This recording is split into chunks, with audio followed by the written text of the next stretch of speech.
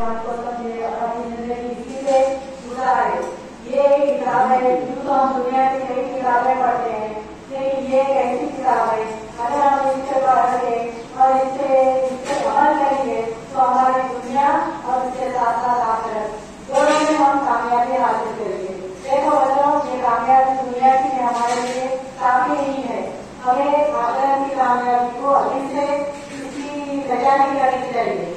तो आप लोग जो ये कदम उठाए हैं और आपके वालिद माशाल्लाह इस चीज के लिए आप लोग कुछ लोग भेजे हैं, मुझे बहुत खुशी हो रही है। मैं आप सबसे पूछ रहा हूँ और मैं चाहती हूँ कि आपके ये जो मदरसा का क्या बोलते मदरसा है, इसमें और बच्चों की भर्ती हो और अल्लाह ताला इसमें और बरकत दे।